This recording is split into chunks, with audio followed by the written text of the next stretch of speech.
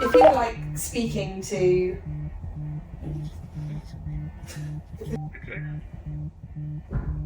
You could speak to control. Speak to control. Hello.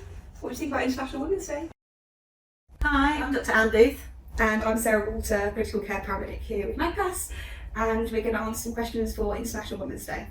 First question, who or what influenced you as a child in terms of starting your career in medicine? Right from the very start I wanted to be a vet, and I thought I loved the science and the helping and the sort of problem solving that involved. And then when I was quite small, I spent quite a bit of time in hospitals because my mum was a physio and I was raising her after school. And I decided that actually I found people even more rewarding, and I just really wanted to be a part of that system. What about you? So I actually always wanted to be a doctor, like yourself, but I did a summer school at Adam Brooks Hospital.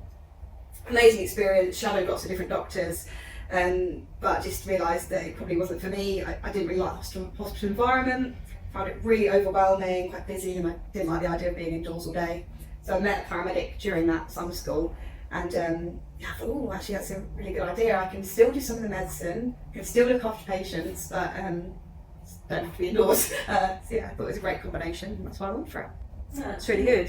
Which kind of answers as well. Why specifically sort of critical care paramedic as you go through your career? Qualifying as a paramedic was incredible, and you sort of start to get to grips with it a couple of years into the career, and you start to think, oh, I need a new challenge. I wanted to continue learning, and I think that's something that makes you a better paramedic, is investing in your development and thinking about what's the next steps.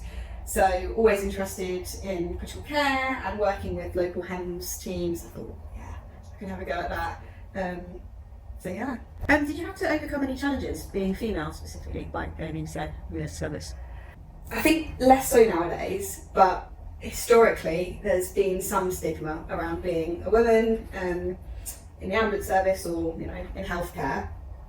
I think especially when I worked with just one other female paramedic, sort of turned up on scene, and you get those slight little comments like, "Oh, but are you two going to be alright carrying them?" Or "Oh, it's all Women's Day, is it?" Or "Oh, you girls," that people never mean anything by it, but there are those just slight little comments here and there. But personally, I'm really lucky to say that, from the perspective of being a woman, I don't think I've had any huge challenges to overcome. What about yourself? Yeah, I feel really lucky in the career I've had, but I think just looking back when I started, especially in FEM, there weren't really female role models. Really everyone that I was looking up to at the time were all men. So it's really nice now that has changed around a lot. There's a lot of really good female role models and male role models. And it's interesting that you're right, the attitudes have changed a lot, but it was actually only a few weeks ago in my hospital role that I was met patient, introduced myself as their anaesthetist, and they said, "I'm really surprised, I thought it would be a man." And I was, yeah, I know, it's like, Really? 2024. Yeah.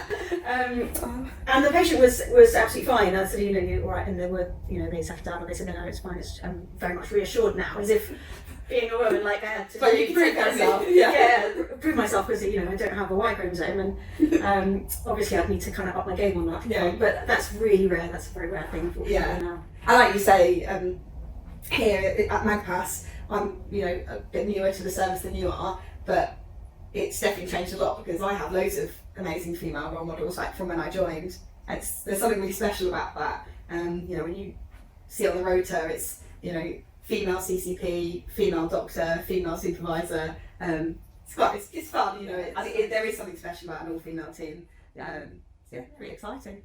If you're speaking to someone who was interested in joining as a subspecialty or HEMS teams, what sort of advice would you give to doctors, I suppose, specifically for you who are interested? I guess for women who are interested. Well, I guess I would say firstly it can be quite a difficult job still. Managing them with various other aspects of your career, I'd say plan really early. If you want to do it, think early on in your career, and then really stick to it, because you're going to need to gain experience in ICM and in anaesthesia and in emergency medicine. So it takes quite a long time to get to the point where you're ready to start it. Don't give up.